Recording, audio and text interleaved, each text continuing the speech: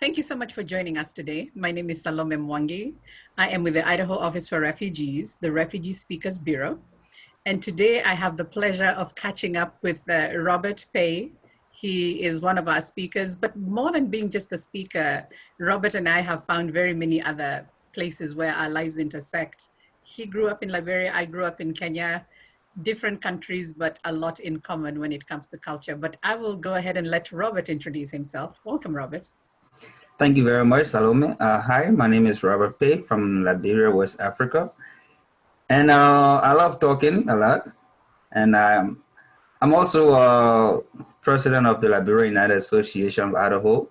And I'm glad to be here with you today. Thanks. Thank you.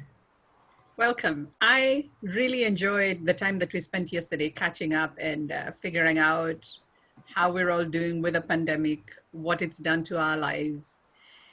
And as we were chatting, I remember we came to this point where we talked about how the community is the one that raised up. You know how it says that it takes a village? Mm-hmm. Yes. Really, we came from those places where it took a village to raise us as children. Tell me, share with us a little bit of where you grew up and how you grew up. All right. So I grew up with my grandmother in Liberia. We call it settlement.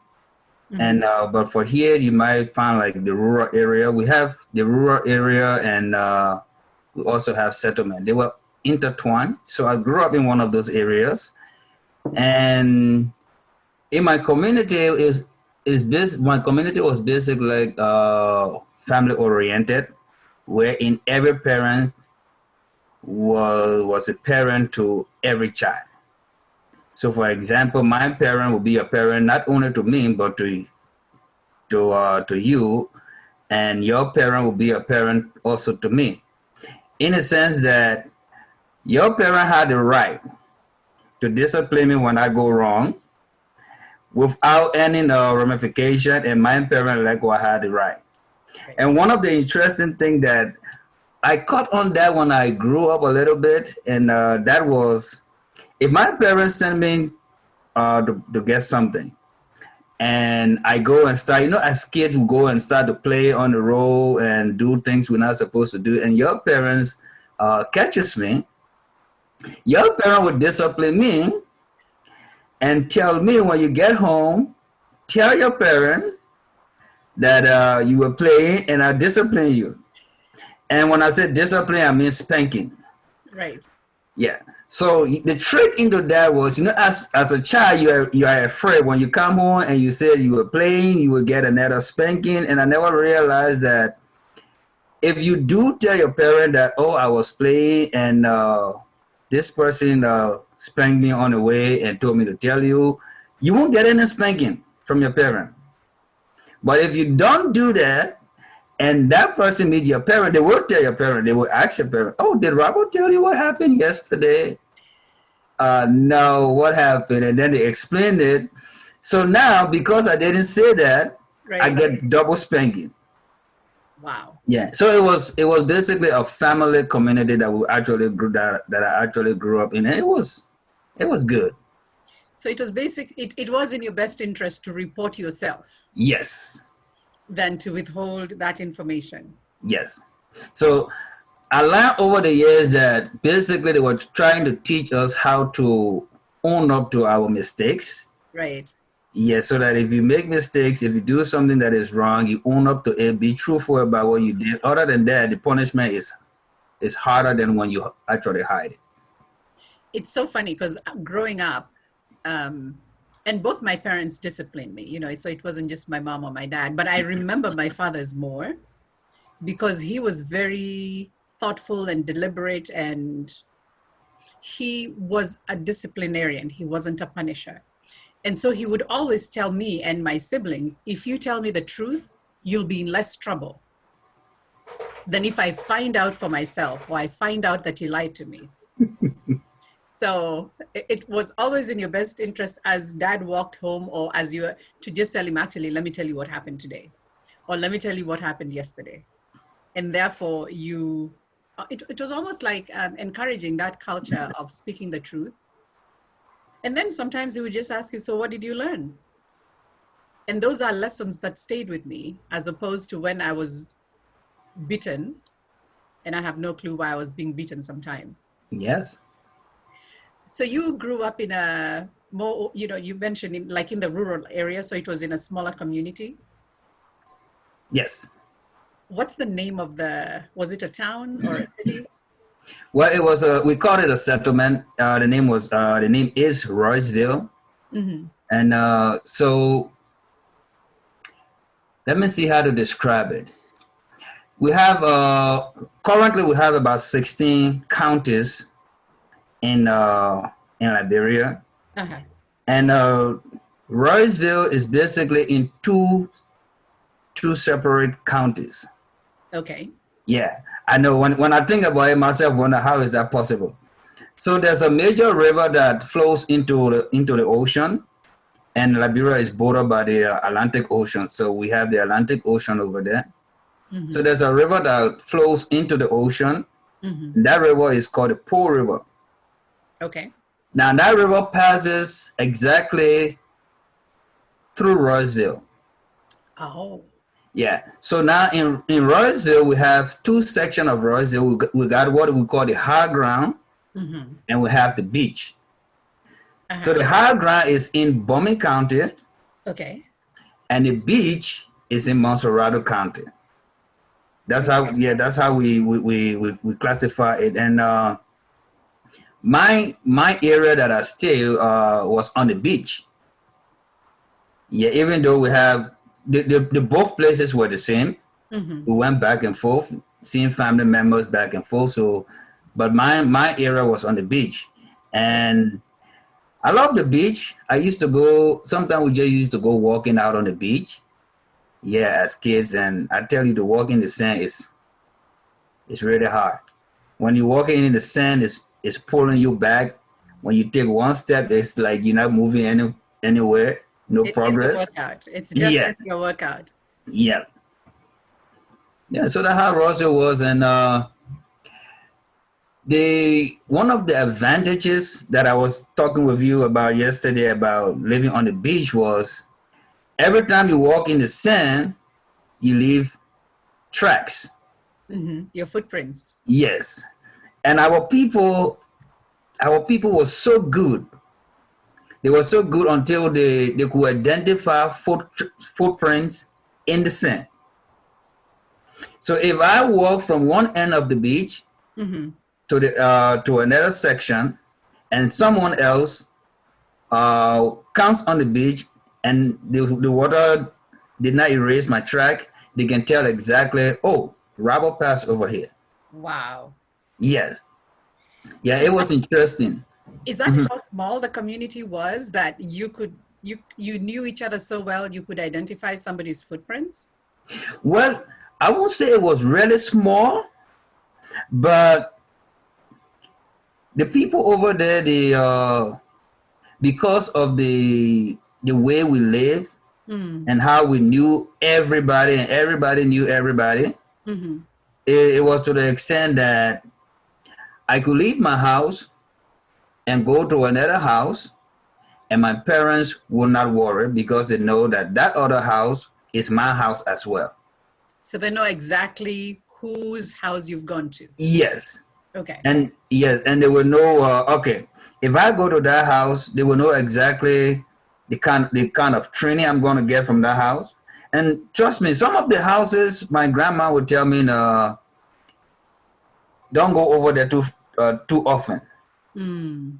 Yeah, because maybe something there is not right, or maybe there's confusion and it has not been settled. Whatever the case is, but people knew people so much that we could identify even from your tracks. Wow. Yeah. The thing that caught me yesterday is when you said that, for example, there was a time when there was an issue with like kidnappers who would kidnap Yes. children. Yes. Yeah. So this happened throughout the country. So you will find this especially during the Christmas season, Mm. and then there was another season besides the political, because people used to kidnap people for all kinds of purposes. Mm-hmm. So my community, because of this tracking system that it had, were able to fetch out bad people or strange people without any kind of worrisome. So if someone who doesn't belong in the community walks by and someone from the community looks at that track, oh, this is a strange track. Yeah, that's how it was. And they would call other people and they would trace that track. They can follow that track exactly where it went. Almost like you're hunting. Yeah. Wow. And they actually were able to catch a lot of people that were not supposed to be there. And sometimes you walk and you meet up with the person. Oh no, yeah, this person, even though they don't belong here, but they're from the city, but they came to visit this person, and that is resolved. But it was interesting how the community would trace you by your track and identify you, or if not, find out who you are. That is really amazing, because I remember I grew up in Nairobi, and Nairobi is a city of several million people. And like I was telling you yesterday, one of the things that really caught me by surprise is when I moved to Boise and it looked like there was nobody out in the streets. And I thought, oh, it's because it's December, it's cold, and once the weather warms up, people will start going out in the streets. And even when the summer came, and that's when I realized, oh, this is a really small town. Mm-hmm. Because in Nairobi, I mean, you're walking in the streets and this is what you see. There's people everywhere. You know, there's traffic, terrible traffic jams. And yet, even though we were in this big city, in the communities where we lived in, you know, kind of like what Americans would call subdivisions, people still knew each other.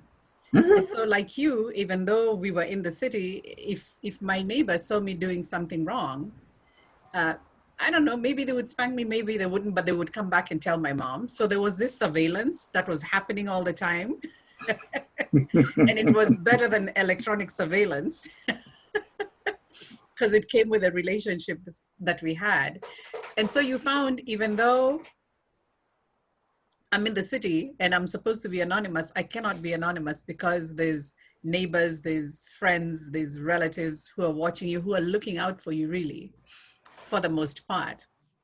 But I wanted to jump into the discipline versus punishment that we were talking about yesterday. And just to recount the story that I told you, I think I was about 16 years old and I decided that I wanted to go out and dance.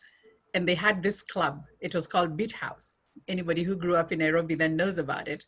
And you would go, it was on a Saturday afternoon and they would set up music and young people could go and dance. And they didn't have the alcohol and all the other stuff. However, you know the risks of being in a place like that when you're a young person. And it's open, it's a club that's open to everybody. So I wanted to go there and I couldn't tell my dad, you know, I want to go to Beat House. So I offered to go and buy meat in a butchery that was the furthest away from the house. And he asked me, oh, so you want to go and buy the meat from City Market? And I was like, yes, that's where I want to buy the meat. And he reminded me that it was expensive. And I said, yes, that's the meat I want to buy. So I go and buy the meat at City Market because I knew City Market closes a little early because it was on a Saturday. And then I went into Beat House. So my friends who were there, who actually happened to be neighbors, told me, oh, there's no way you can hang around. How can we be dancing when you're holding on to 2 kilos of meat, right? So they told me so-and-so's father has an office downstairs and he's actually in the office. So let's take the meat there. So we took the meat to my neighbor's office and we went back upstairs to Beat House and we danced and we, you know, just being a 16-year-old. So when it was time to go home, you know, obviously I had to take the meat home so that it for dinner. I could not believe it. The office was dark and it was locked. And when I peeped inside, I could see my 2 kilos of meat right where I left it. You can see it, but you can't reach it. I can see it, but I can't reach it. And I panicked. And this is back in the day when there was no cell phones. Not everybody had a home phone. And when they tried calling their dad at home, he wasn't home. And now I was really, really worried. So I went home And so you can imagine my father's surprise. I'm giving him the change from the money that he had given me. And I'm like, yes, I bought 2 kilos of meat. This is how much it was per kilo. This is how much I used for the bus there and the bus back. Oh, and by the way, I had a Coke. So he asked me, so where did you have a Coke? And I told him, well, I decided to stop at Beach House. And I put the meat in so-and-so's dad's office. And he says, yeah, I know so-and-so's dad has an office there. And I said, yeah, and he went home. He left before I could take the meat. And my father just looks at me, doesn't know whether to believe me or not. So he says, let me think about it. So now I'm in trouble. You know, he hasn't made up his mind. He hasn't told me, and I'm telling the truth. So after he thought about it, he told me, okay, so this is what I've decided. Tomorrow morning before you go to church, I want that meat in my house. And it has to be stinking because it's spent the whole night, not refrigerated. So my friends, who are also my neighbors, was super worried. My father was well known, and he was the father of many girls. So young men were very afraid of him because he used to tell them, you're not going to mess with my daughters. So the first thing in the morning, they came, picked me up. We went with the keys, got the meat, and came back. And my father, the first thing he did when he opened it was actually sniff it. No. Lo and behold, it was beginning to go off. And he was like, that's it. Thank you very much. I couldn't believe it. I thought, what a relief. You're not going to spank me. You're not going to tell me this is how you're going to punish me. He knew that just the anxiety that I had gone through from when I realized the office was locked, I barely slept that night, to the next morning to my friends coming to pick me up. That was enough. So I don't remember ever lying about wanting to go to the beach. Actually, it took away that desire to go to Beach House. And I know that that is one thing that I really admired about my father, that for him as a parent, he wanted you to learn and to learn the lesson rather than to beat you and inflict pain, so that the reason why you're not doing something or the reason why you're not going somewhere is because you're going to get beaten when you come back. Yes, no, I want you to learn the lesson. And one thing that he used to tell me all the time is nobody ever learns from the experience of another. So the fact that he allowed me to learn from my own mistakes and my own experiences within that loving relationship has shaped who I am today. And I remember you telling me about your father and the switch. Oh, yes.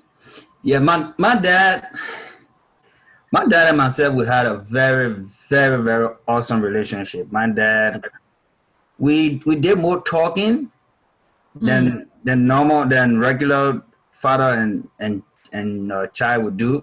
Mm-hmm.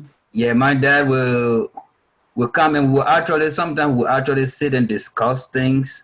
Like, like you explaining stuff to your friends, and sometimes he would ask me for my opinions and I would give it to him and we would talk. Nice. Yeah. But there were times, I remember, if I can recall, I think about 5 times I can recall my dad ever spanking me. Mm-hmm. Yeah, and my dad was very strong, and he had the whole policy that if he's spanking me while he's spanking me and I cut loose, because he would grab me by my one hand and use his right hand to switch me. Right. And if I'm fortunate to cut loose out of his hand and run, then that is it.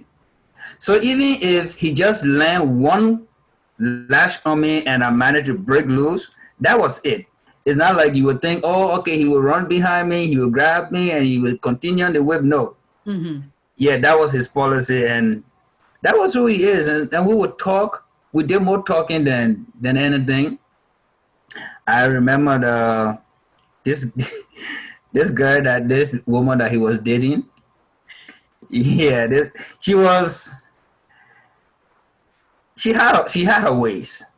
Mm-hmm. Yeah, and she was doing things that she was not supposed to do, and my dad and myself we had a conversation on it because I gotten to that point that he wanted to make a decision, but then I guess he thought that because uh, he had introduced a girl to my life, Mm-hmm. that whatever decision that he made was going to also affect me. Right. Yeah, so he and myself had a whole conversation, a long conversation. It was very interesting. I remember he asked me, so what do you think I should do? Yeah. And then because I was not really afraid to talk to my dad because I don't care what it is, I talked to him on it. Mm-hmm. And I told him, well, number one, she can't cook. Yeah. And the truth about it is he and I have made jokes about her not being able to cook. And when she comes around, my grandma has to do the cooking. Mm-hmm. Yeah. So we talk about that. And we both agree that it's time for her to move on. Wow. Yeah. And that decision stood. So that was the kind of relationship that I had with my dad. We was very, in today's word, you would say we were very cool. Yeah, my dad and myself were very cool. And the good thing about it is I experienced both the rural life, Mm-hmm. which we call in Liberia, we call it the settlement life, Mm-hmm. and the city life. So I know yesterday we were talking, I did a lot of talking about my dad. And I know, well, when we got through the talking, and I said, why didn't I talk about my mom? Yeah. So my mom was living in the city because my dad and my mom has already separated. Mm-hmm. So she was living on in an area called Jamaica Row. Mm-hmm. And I went to live with my mom. I lived with my grandma from the time I believe I was 9 months. Wow. Yeah, my grandma took me. She said, that's my child. Nice. Yeah, so that's why up to now, folks that know me that from my hometown still call me a grandma baby. Yeah, yeah. So I was basically a grandma baby.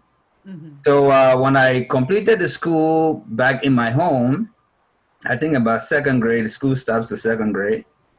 I could have gone to the other side of my home, which we call the high ground. Remember, I get a description with the river separating. So that section had high school. But my dad said no, he wanted me to go get some city experience. Mm. So he actually sent me to my mom. Wow. Yeah. My mom was the one that did a lot of spanking. And I was there. I know my little brother, Sydney, we call him CJ. Mm-hmm. Yeah, which is there's a drink we got in our country. We call it King Juice, so that's what we gave him that CJ name after. Yeah. Okay. So yeah, so CJ and myself, he was my younger brother, and we were the ones that basically we created a lot of trouble. You know, you come from area that everything is just obedient child, and now you come and say, no, I gotta loosen up a little bit. Yeah, we were the trouble child, and we got a lot of spanking for that. Yeah, my mom had this the method of discipline. She called it a cup. So everything you do, she put it in the cup, and if your cups overflow, then it was spanking time. Wow. Yeah, and then she had this trick. She would tell you the same thing. Sometimes my dad used to do, but my grandma used to do that a lot. She would tell you to go break your own switch because we have flowers and all in the yards, and so you got to go break one of the flower bushes. Mm-hmm. And you break the first one. As a child, you want to break the smallest one. Right. And then you come, and then she send you for different one, and then you bring it. She send you for different one. And then she had this thing. My little brother and myself, CJ and myself, we joke about it. She called it your birthday suit. I don't know whether you heard about it, but yeah, your birthday suit means the way you were born, the how she. Yeah. Yeah. So that was another experience with my mom. And when I started school, I remember at the time the money was very valued in my country. Mm-hmm. Yeah, that was before the war came and everything. Things were valued, and we used to carry 5 cents to school. 5 cents, our Liberian dollar, 5 cents. Uh-huh. Which 5 cents, if you somebody like me who doesn't eat a lot, you won't even get to complete it. Wow. Yeah. So my brother and myself would carry 5 cents to school. That was a lot of money. Mm-hmm. So this morning we decided my mom had $1 on the table. Yeah, one whole dollar on the table. Oh my goodness. Yeah. And when you her so well, sometimes we tell her, and she right now she will make a joke out of it, but at the time it was no joke. Mm-hmm. If my mom is sleeping, anything you ask her for is mm-hmm. And mm-hmm, when a Liberian tell you mm-hmm, it means yes. Nice. Yeah, so it's yeah, you got permission. So if my mom is sleeping, anything you ask her for is mm-hmm. Yeah. So when she was sleeping and we went to her, mom, can we carry the daughter to school? She said, mm-hmm.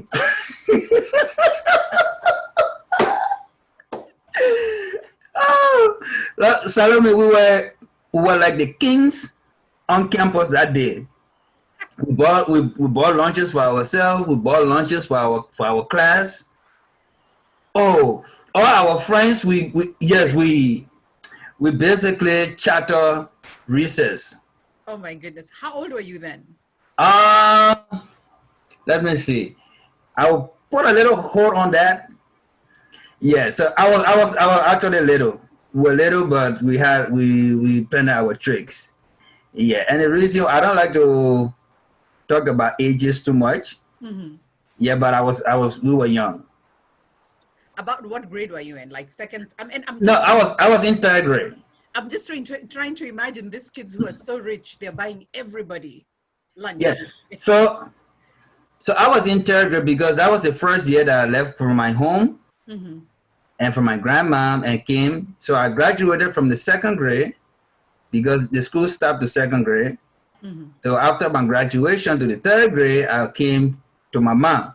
Okay. So it was that first year at my mom in the second semester of that year that this incident happened. And one of the things too, when I was growing up, I was smart. I was in the third grade, and I used to help my friends with schoolwork. I used to help my friends teach. I used to teach some of my schoolmates. Wow. Yeah, and my little brother was one class below me, Mm-hmm. and sometimes I used to help his friends with the schoolwork.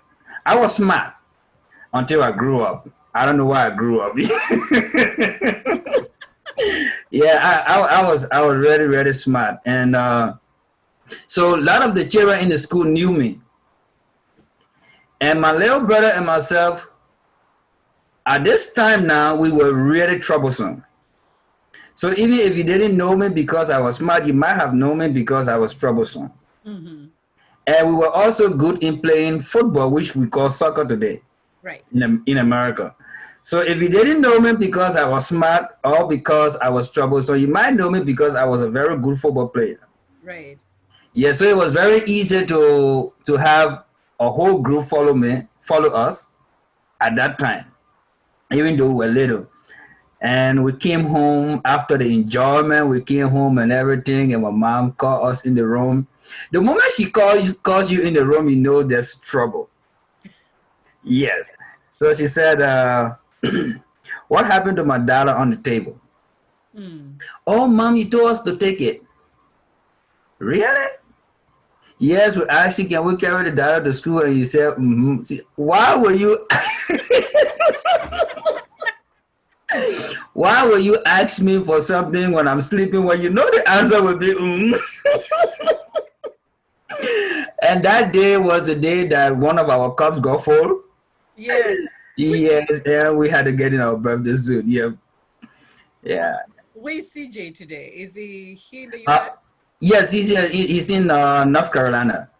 Okay. Yeah, and sometimes we get on the phone and we make big jokes about it. Yes, you remember this time? Yes, you remember this other time? And yeah. Wow.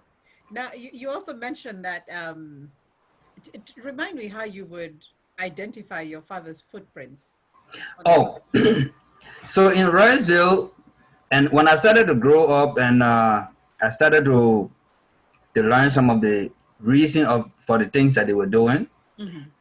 and I was able to identify if my dad walks. I was able to identify this is my dad's track. Mm-hmm. My dad had a bow leg, and his legs were, even though he had a bow leg, but his feet were basically pointed out. Okay. Okay, so his feet made almost like a V shape. Oh. Yeah. So in the sand, and his heel was small. So if I see a V-shaped track and with a small heel, and the steps are short because my dad never took long steps. Right. He always took short steps. Right. Yeah. So I was able to use that to line that and be able to identify his track. So if my dad passed over here, I know that my dad. So one time I remember my friends and I were going on the coconut plantation. Mm-hmm. So there's a family that had coconut plantation on the beach, and they had a rule that we are not to go and just pick the coconut, Mm-hmm. except we ask for it. So you But have to get permission. yeah, children, children, we get together and let's just go eat coconut today. Right. So I remember this occasion we were going on the beach at the plantation to get some coconut to eat. Mm-hmm. And I saw my dad's track and I told the guys, I'm not going. And it's like, why? I said, my dad gone that way. And they actually didn't believe me. Right. Yeah, until when we got close by and we saw my dad, but before we could turn around, he recognized us. Yeah, so he caught us, and then we went there and we just gave him another story that, oh, we're just taking a walk on the beach. Yeah, so our activity for that day was canceled. Yeah. Because of your father showing up. Yeah, and I actually knew because I saw his track, but at the time, everybody wanted coconut. Right. Yeah, so nobody, in fact, I didn't even believe myself. I wanted coconut myself. Yeah. Now, and this is from one of the other chats that we've had. The fact that Liberia was, tell me how Liberia as a country came about. Oh, so let me see. I believe in the 1800s, the early 1800s. Mm-hmm.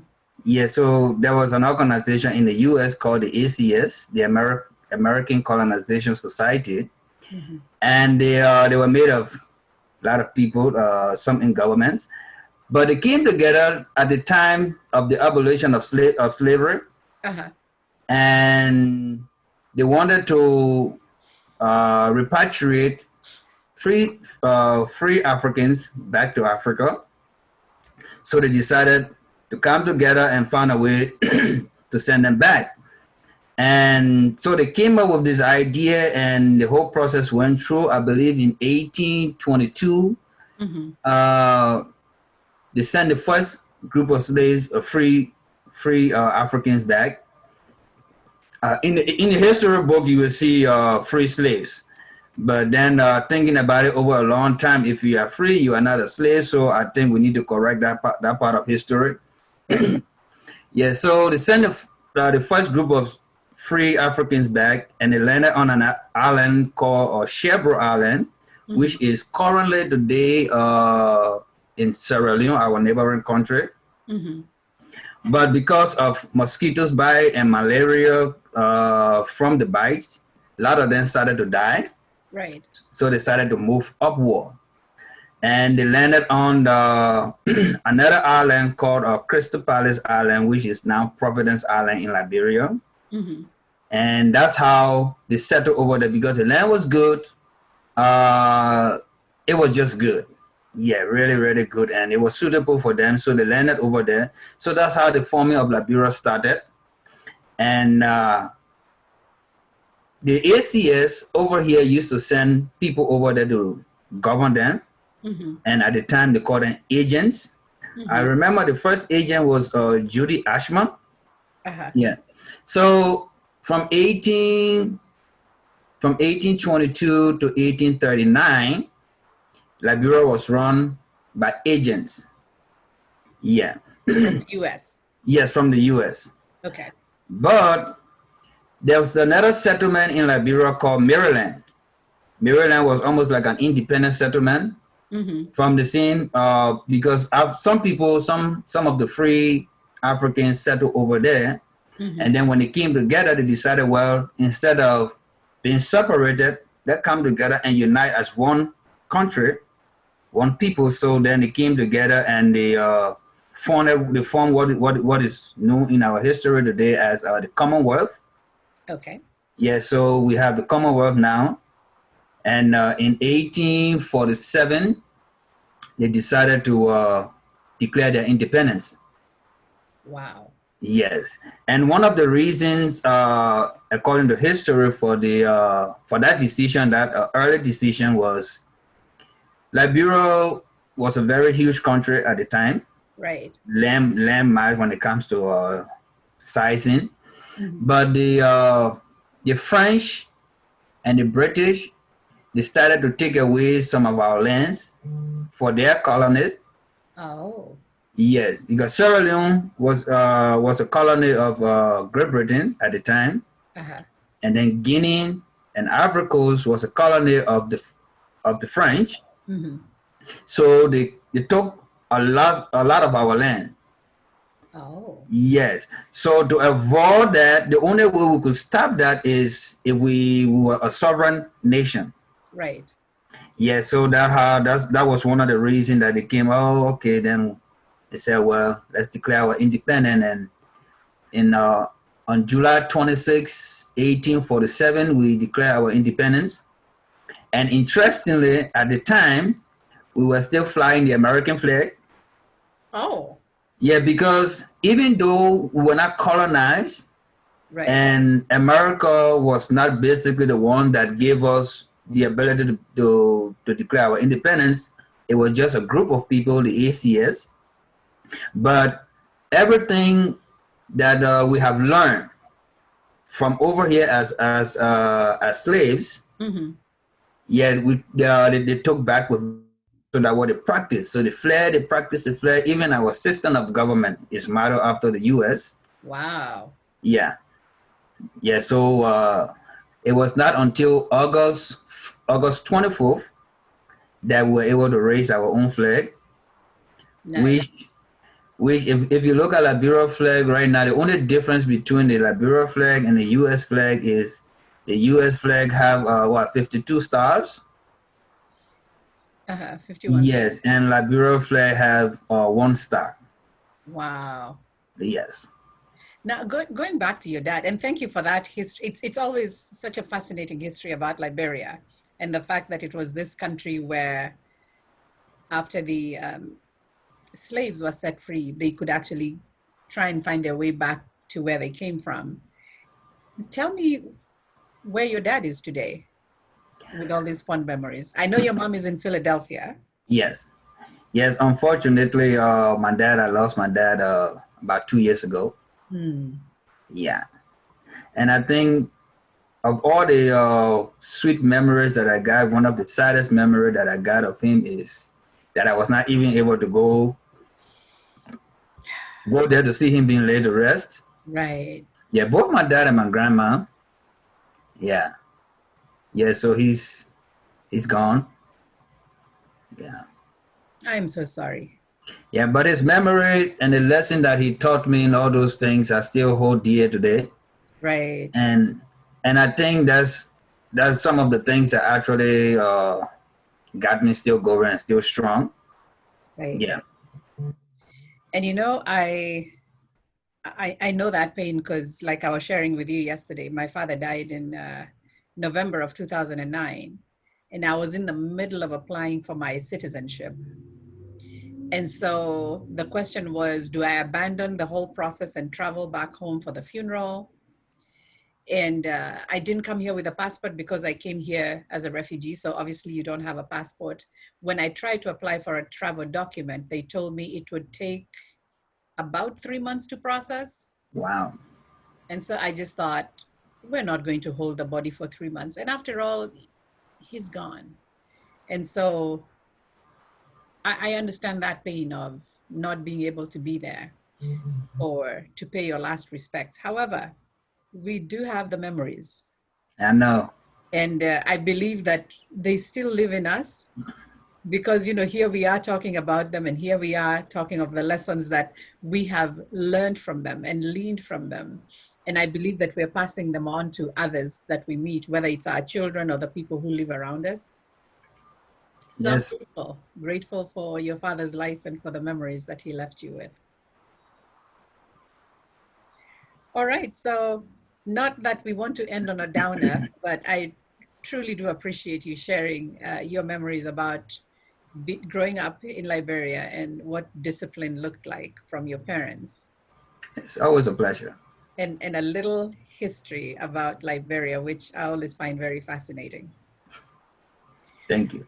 All right. Well, you have a good day, and thank you for everybody who's joined us today.